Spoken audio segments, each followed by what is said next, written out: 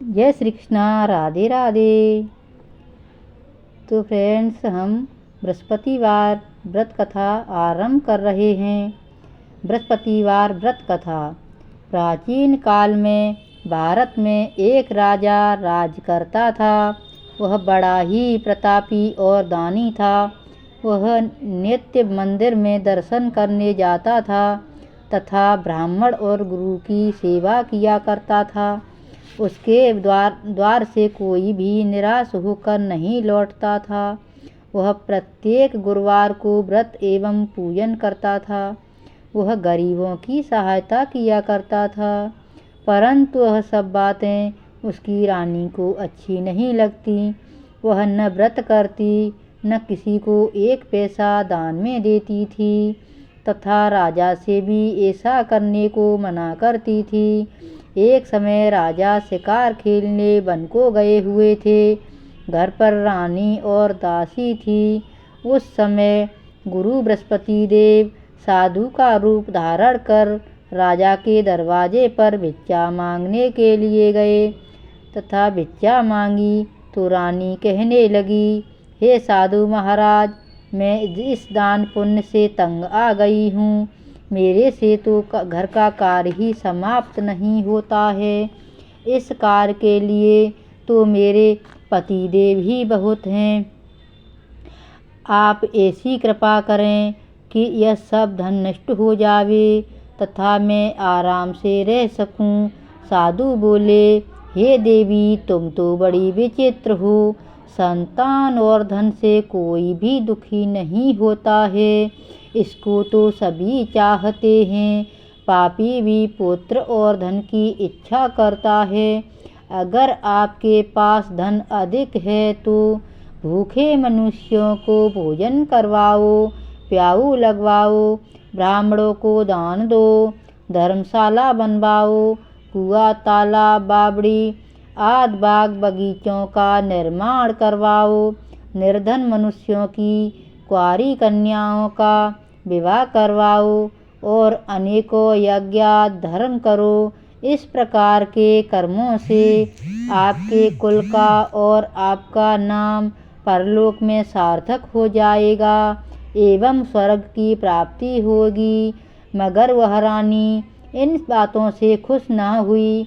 वह बोली, हे साधु महाराज, मुझे ऐसे धन की भी आवश्यकता नहीं जिसको रखने उठाने में मेरा सारा समय ही बर्बाद हो जाए तथा मैं और मनुष्यों को दान देती फिरूं। तो साधु ने कहा, हे देवी, तुम्हारी ऐसी इच्छा है तो ऐसा ही होगा।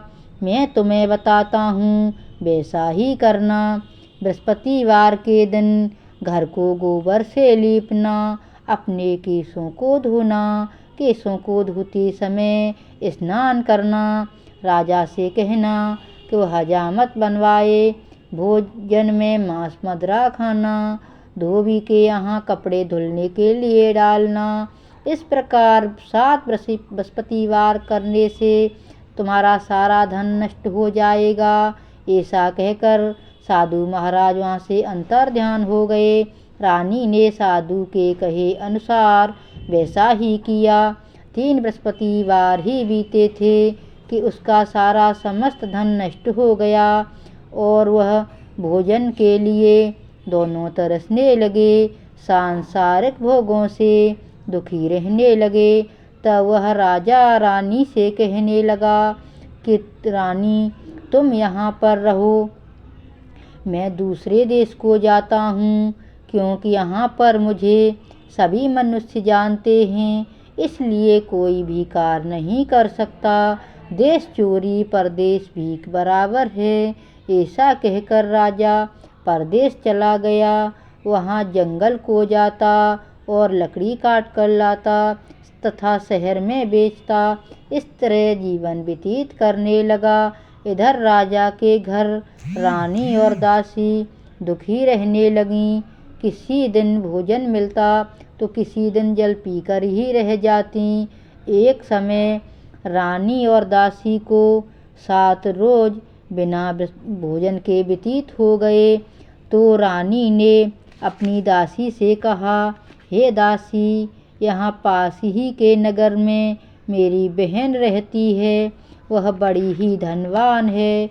तू उसके पास चली जा और वहाँ से 5 सेर बेजर मांग ला, जिससे कुछ समय के लिए गुजर हो जाएगी।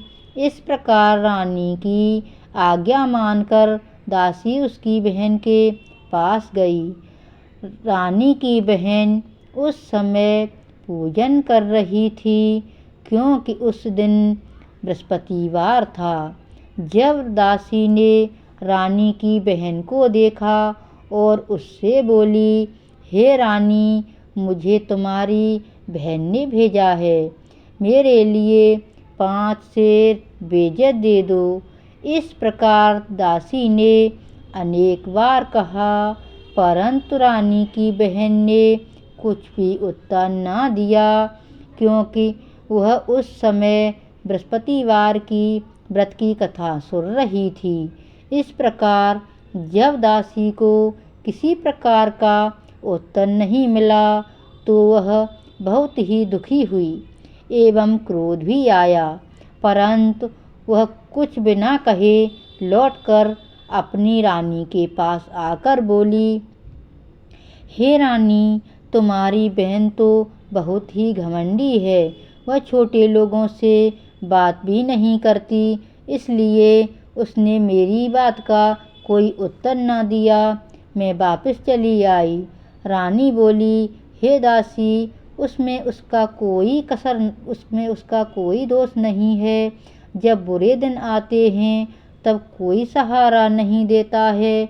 अच्छे बुरे का पता आपत्ति काल में ही लगता है। अब तो ईश्वर की जो इच्छा होगी वही होगा। यह सब हमारे भाग्य का दोष है। इधर उस रानी ने देखा कि मेरी बहन की दासी आई थी, परंतु मैं उससे नहीं बोली, इससे वह बहुत दुखी हुई होगी। यह सोच कथा को सुन और विष्णु भगवान का पूजन समाप्त कर वह रानी अपने बहन के घर गई और अपनी बहन से कहने लगी कि हे बहन, मैं बृहस्पतिवार का व्रत कर रही थी, तुम्हारी दासी गई, परंतु जब तक कथा होती है तब तक न उठते हैं और न बोलते हैं, इसलिए मैं ना बोली। कहो दासी, क्यों गई थी? रानी बोली, बहन, हमारे अनाज नहीं था, वैसे तुमसे कोई बात छिपी नहीं है, इस कारण मैंने दासी को तुम्हारे पास 5 सेर बेजर लेने के लिए भेजा था। रानी बोली, बहन, बृहस्पति भगवान सभी मनोकामना पूर्ण करते हैं। देखो, शायद तुम्हारे घर में अनाज रखा हो। इस प्रकार का वचन जब रानी ने सुना तो वह घर के अंदर गई और वहाँ उसे एक घड़ा बेजर का भरा मिल गया। तब वह रानी और दासी बहुत खुश हुई और दासी कहने लगी, हे रानी, देखो, वैसे हमको जब नहीं मिलता तो हम रोज ही व्रत करते हैं। अगर इनसे बृहस्पतिवार व्रत की विधि और कथा पूछ ली जावे तो उसे हम भी किया करेंगे। जब उस रानी ने अपनी बहन से पूछा कि हे बहन, बृहस्पतिवार के व्रत की कथा कैसे है तथा यह व्रत कैसे करना चाहिए, तो रानी की बहन ने कहा, बृहस्पतिवार के व्रत में चने की दाल मुनक्का से विष्णु भगवान का केले की जड़ में पूजन करें तथा दीपक जलाएं, पीला भोजन करें तथा कहानी सुनें। इससे बृहस्पति भगवान प्रसन्न होकर अन्य पुत्र धन देते हैं। इस प्रकार रानी और दासी दोनों ने निश्चय किया कि बृहस्पति भगवान का पूजन जरूर करेंगे। 7 दिन बाद जब बृहस्पतिवार आया तो उन्होंने व्रत रखा। गुड़साल में जाकर चना गुड़ बीन लाई तथा उसकी दाल से केले की जड़ का तथा विष्णु भगवान का पूजन किया। अब भोजन पीला कहाँ से आए। बेचारी बड़ी दुखी हुई, परंतु उन्होंने व्रत किया था, इस कारण भगवान उनसे प्रसन्न थे। 2 थालों में सुंदर पीला भोजन लेकर आए और दासी को देकर बोले, हे दासी, तुम्हारे और रानी के लिए भोजन है, तुम दोनों कर लेना। दासी भोजन पाकर बड़ी प्रसन्न हुई और अपनी रानी से बोली, चलो रानी जी, भोजन कर लें। रानी को इस विषय में कुछ भी पता नहीं था, इसलिए वह दासी से बोली, तू ही भोजन कर, क्योंकि तू हमारी व्यर्थ में ही हंसी उड़ाती है। दासी ने कहा, एक महात्मा हम दोनों को 2 थालों में भोजन दे गया है, इसलिए हम और तुम दोनों ही साथ साथ भोजन करेंगी। इस प्रकार रानी और दासी दोनों ने गुरु भगवान को नमस्कार कर भोजन प्रारंभ किया तथा अब वह प्रत्येक बृहस्पतिवार को गुरु भगवान का व्रत और विष्णु भगवान का पूजन करने लगीं। बृहस्पति भगवान की कृपा से फिर रानी और दासी के पास धन हो गया। रानी फिर उसी प्रकार आलस करने लगी।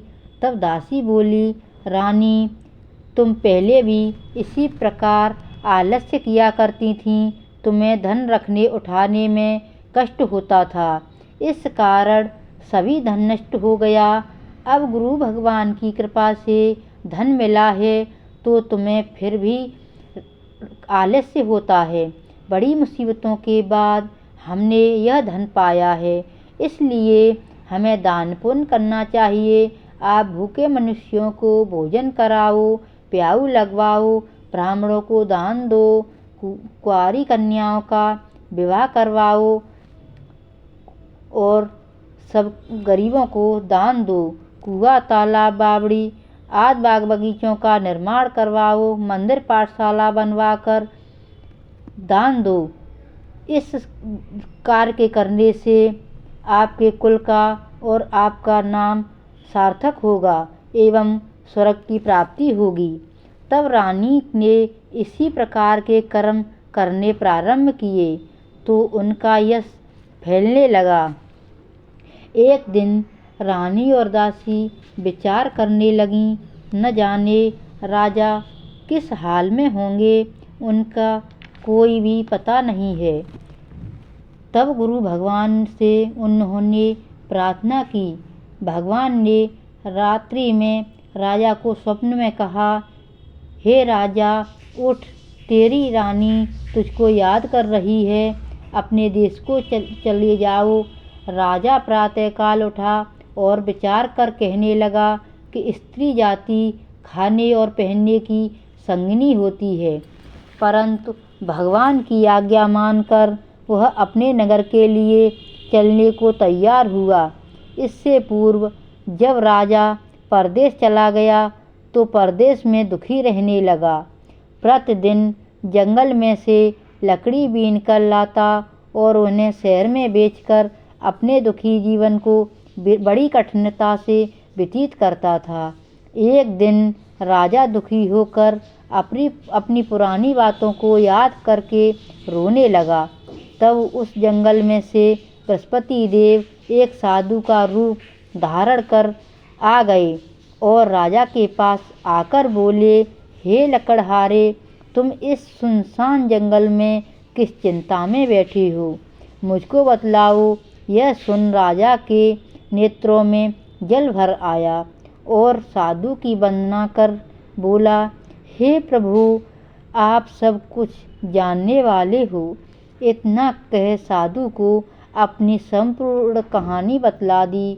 साधु रूपी भगवान बोले, हे राजा, तुम्हारी स्त्री ने बृहस्पति देव का अपमान किया था, इस कारण तुम्हारी यह दशा हुई। अब तुम किसी प्रकार की चिंता मत करो, भगवान तुम्हें पहले से अधिक धनवान करेगा। देखो, तुम्हारी स्त्री ने भी गुरुवार का व्रत प्रारंभ कर दिया है और तुम मेरा कहना मानकर बृहस्पतिवार को व्रत करके चने की दाल, गुड़, जल के लोटे में डालकर केला का पूजन करो। फिर कथा सुनो। भगवान तुम्हारी सब मनोकामनाओं को पूर्ण करेंगे। साधु को प्रसन्न देखकर राजा बोला, हे प्रभु, मुझे लकड़ी बेचकर इतना पैसा नहीं मिलता जिससे भोजन करने के उपरांत कुछ भी बचा सकूं। मैंने रात्रि में अपनी रानी को व्याकुल देखा है। मेरे पास कुछ भी नहीं जिससे उसकी खबर तो मंगा सकूं। और फिर कौन सी कहानी कहूँ, यह मुझको कुछ भी मालूम नहीं है। साधु ने कहा, हे राजन, तुम किसी बात की चिंता मत करो। बृहस्पतिवार के दिन तुम रोजाना की तरह लकड़ियाँ लेकर शहर को जाओ। तुमको रोज से दुगना धन प्राप्त होगा, जिससे तुम भली भांति भोजन कर लोगे तथा बृहस्पति देव की पूजा का सामान भी आ जाएगा। और बृहस्पतिवार की कहानी तो निम्न प्रकार से है। बृहस्पति देव की कहानी। प्राचीन काल में एक ब्राह्मण था। वह बहुत ही निर्धन था। उसके कोई भी संतान नहीं थी। उसकी स्त्री बहुत ही मलिनता के साथ रहती थी। वह स्नान न करती, न किसी देवता का पूजन करती थी। प्रातःकाल उठते ही सर्वप्रथम भोजन करती, बाद में कोई अन्य काम करती थी, जिससे ब्राह्मण देवता बहुत दुखी थे। बेचारे बहुत कुछ कहते, परंतु उसका कोई परिणाम न निकला। भगवान की कृपा से ब्राह्मण के स्त्री के कन्या रूपी रत्न पैदा हुआ और वह कन्या अपने पिता के घर में बड़ी होने लगी। वह बालिका प्रातः स्नान करके विष्णु भगवान का जप करती थी तथा बृहस्पतिवार को व्रत भी करती थी। अपने पूजा पाठ को समाप्त करके स्कूल जाती तो अपनी मुट्ठी में जौ भर के ले जाती और पाठशाला के मार्ग में डालती जाती। तब ये जौ स्वर्ण के हो जाते। लौटते समय उनको बीनकर घर ले आती थी। एक दिन वह बालिका सूप में उन सोने के जौ को फटक कर साफ कर रही थी।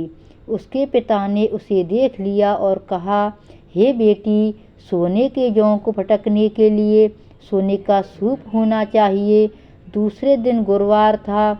इस कन्या ने व्रत रखा और बृहस्पति देव से प्रार्थना करके कहा, हे प्रभु, मैंने आपकी पूजा सच्चे मन से की हो तो मेरे लिए सोने का सूप दे दो। बृहस्पति देव ने उसकी प्रार्थना स्वीकार कर ली। रोजाना की तरह वह कन्या जौ फैलाती हुई जा रही थी। जब लौटकर जौ बीन रही थी तो बृहस्पति देव की कृपा से सोने का सूप मिला। उसे वह घर ले आई और उसमें जौ साफ करने लगी, परंतु उसकी माँ का वही ढंग रहा। एक दिन की बात है कि वह कन्या सोने के सूप में जौ साफ कर रही थी। उस समय उस शहर के राजा का पुत्र वहाँ होकर निकला। इस कन्या के रूप और कार्य को देखकर मोहित हो गया तथा अपने घर आकर भोजन तथा जल त्याग कर उदास हो लेट गया।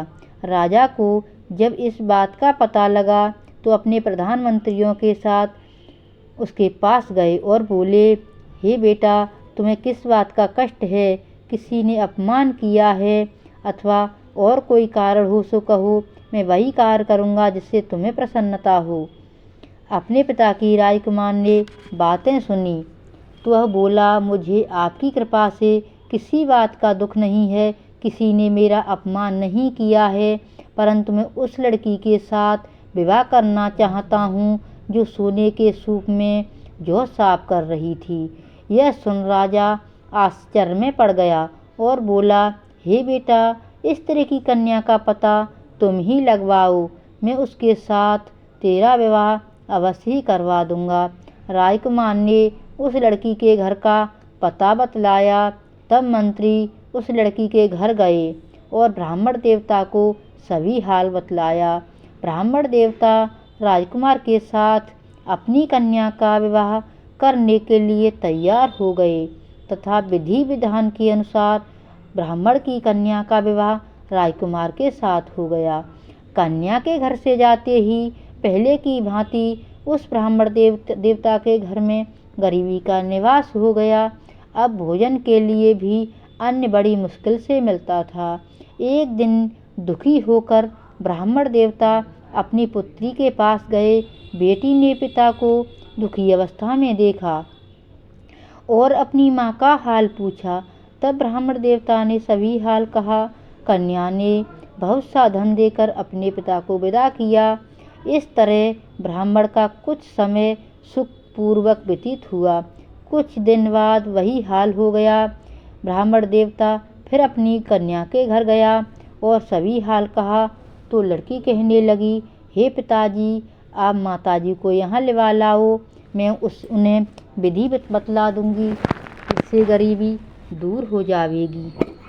वह ब्राह्मण देवता अपनी स्त्री को साथ लेकर पहुँचा तो बेटी अपनी माँ को समझाने लगी, हे माँ, तुम प्रातःकाल उठकर सर्वप्रथम स्नान करके विष्णु भगवान का पूजन करो तो तुम्हारी भी सारी दरिद्रता दूर हो जाएगी।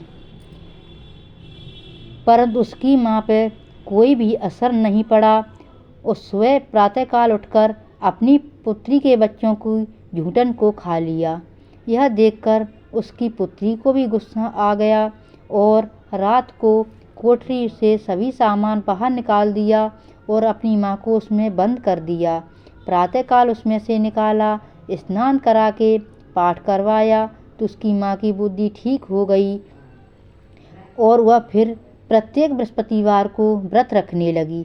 इस व्रत के प्रभाव से उसकी माँ भी बहुत ही धनवान और पुत्रवती हो गई और वह बृहस्पति जी के प्रभाव से स्वर्ग को प्राप्त हुई तथा वह ब्राह्मण देवता भी सुखपूर्वक इस लोक के सुख भोग कर स्वर्ग को प्राप्त हुए। इस तरह की कहानी कहकर साधु देवता वहाँ से लोप हो गए। धीरे धीरे समय व्यतीत होने लगा। फिर वही बृहस्पतिवार का दिन आया। राजा जंगल से लकड़ी काटकर किसी शहर में बेचने गया। उसे उस दिन हर दिन से अधिक पैसा मिला। राजा ने चना गुड़ आदि लाकर बृहस्पतिवार का व्रत किया। उस दिन से उसके सभी कष्ट दूर हो गए। परंतु जब दोबारा बृहस्पतिवार आया तो वह व्रत करना भूल गया। इस कारण बृहस्पति भगवान नाराज हो गए। उस दिन उस शहर के राजा ने विशाल यज्ञ का आयोजन किया तथा शहर में यह घोषणा करवा दी कि कोई भी मनुष्य अपने घर भोजन न बनावे न आग जलावे, समस्त जनता मेरे यहाँ भोजन करने आए। इस आज्ञा को जो न मानेगा उसके लिए फांसी की सजा दी जाएगी। इस तरह की घोषणा संपूर्ण नगर में करवा दी गई। राजा की आज्ञा अनुसार शहर के सभी लोग भोजन करने के लिए गए। लकड़हारा कुछ देर से पहुंचा, इसलिए राजा उसको अपने साथ लिवा ले गए। जब वह उसे भोजन करा रहे थे तो रानी की दृष्टि उस कुटी पर पड़ी जिस पर उसका हार लटका हुआ था। वह वहाँ पर दिखाई नहीं दिया। रानी ने निश्चय किया कि मेरा हार इसी मनुष्य ने चुरा लिया है। उसी समय सैनिकों को बुलवाकर उसको जेल खाने में डलवा दिया। जब राजा जेल खाने में पड़ गया और बहुत दुखी होकर विचार करने लगा कि न जाने कौन से पूर्व जन्म के कर्म से मेरे लिए दुख प्राप्त हुआ है, वह उसी साधु की याद करके रोने लगा जो कि जंगल में मिला था।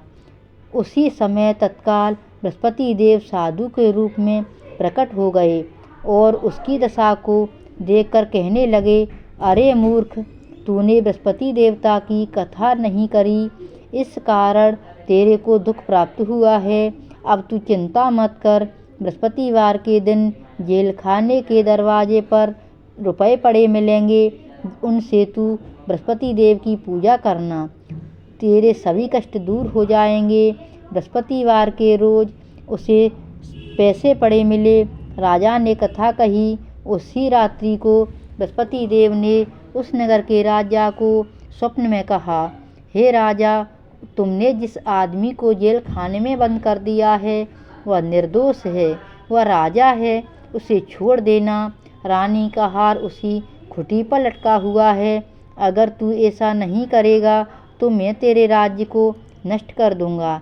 इस तरह की के रात्रि के स्वप्न को देखकर प्रातःकाल राजा उठा और खुटी पर हार देखकर लकड़हारे को बुलाकर क्षमा मांगी तथा राजा के योग्य सुंदर वस्त्र आभूषण देकर विदा किया।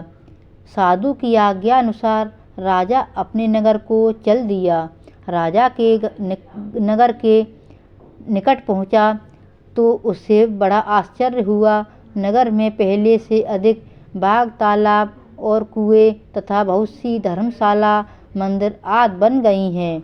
राजा ने पूछा कि यह किसका बाग और धर्मशाला है।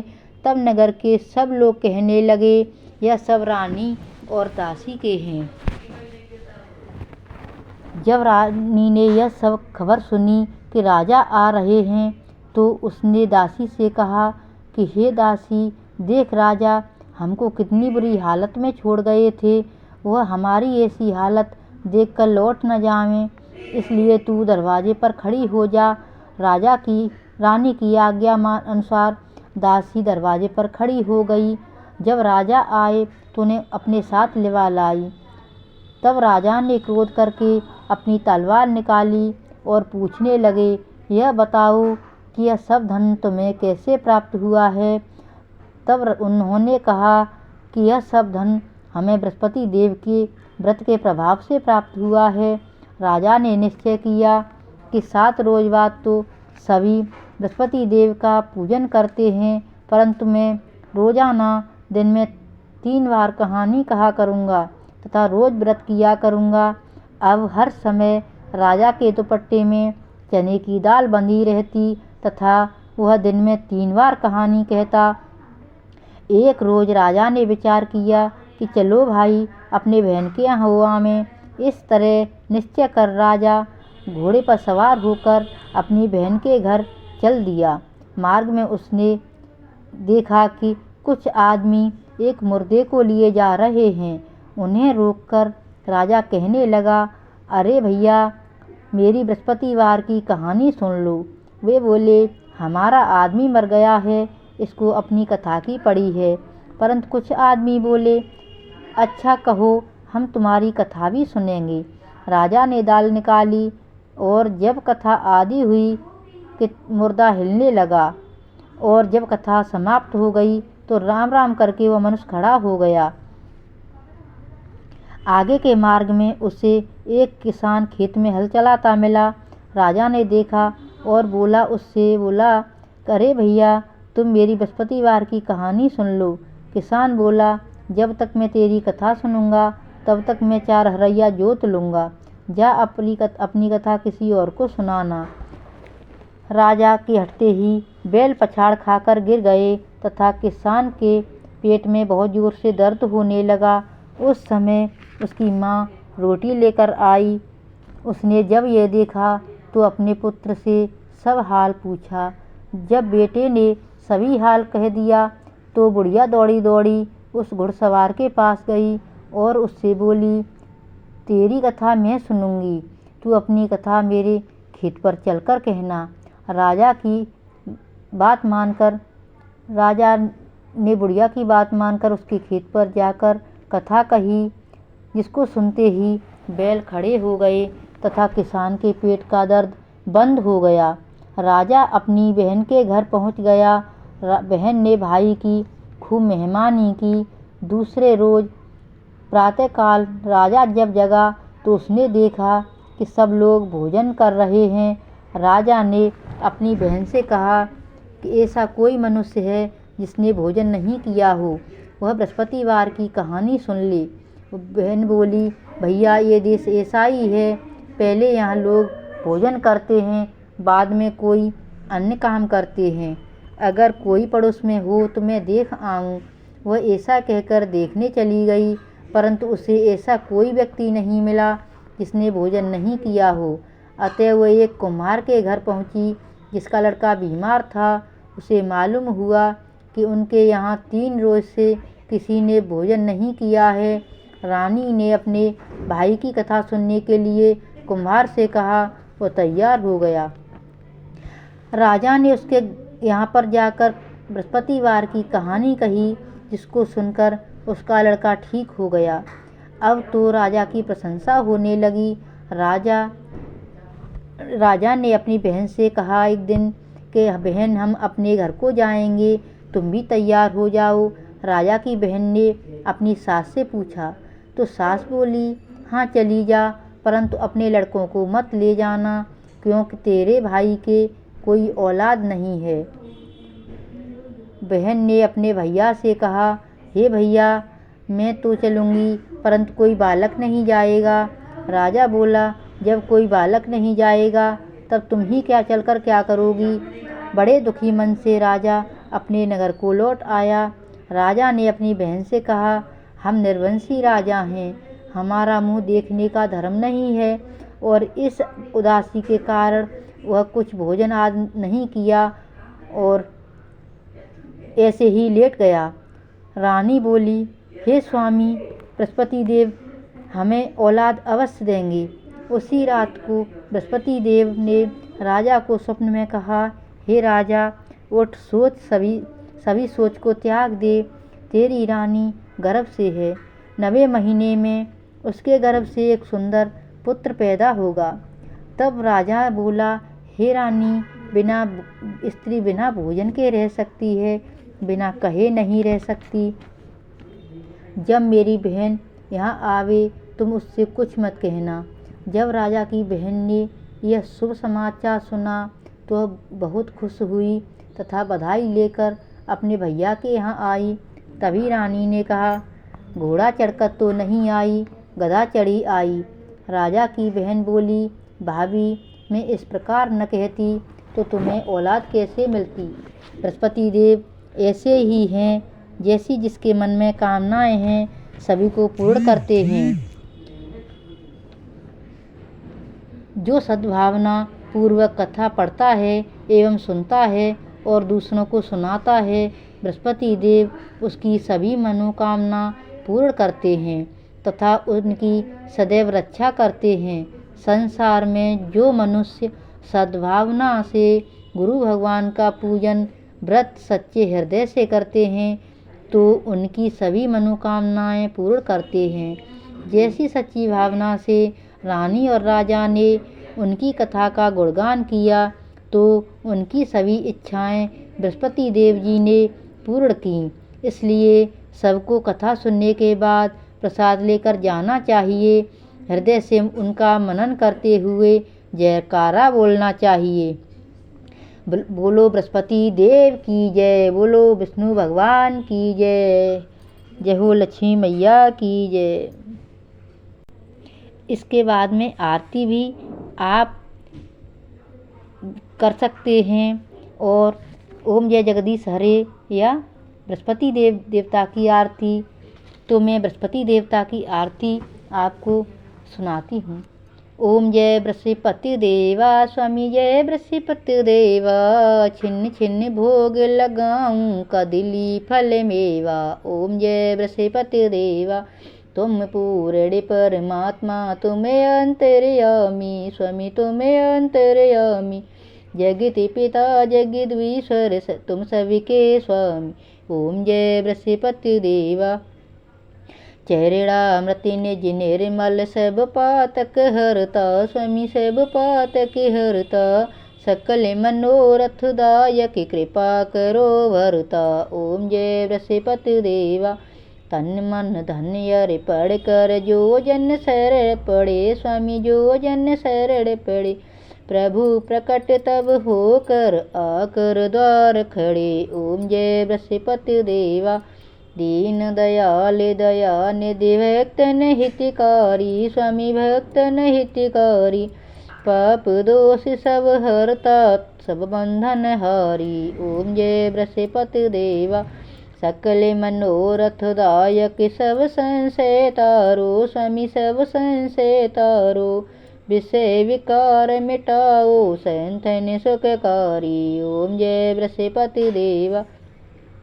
जो कोई आरती तेरी प्रेम सहित गावे, स्वामी प्रेम सहित गावे, जेठ आनंद आनंद कर, जेठ आनंद आनंद कर, सो निश्चय पावे। ओम जय बृहस्पति देवा, जय बृहस्पति देवा, स्वामी जय बृहस्पति देवा। छिन्न छिन्न भोग लगाऊं, कदली फल मेवा। ओम जय बृहस्पति देवा।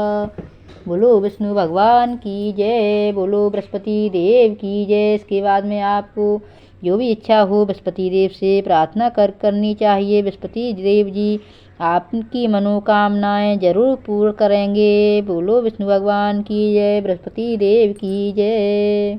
आप सभी को राधे राधे, जय श्री कृष्णा।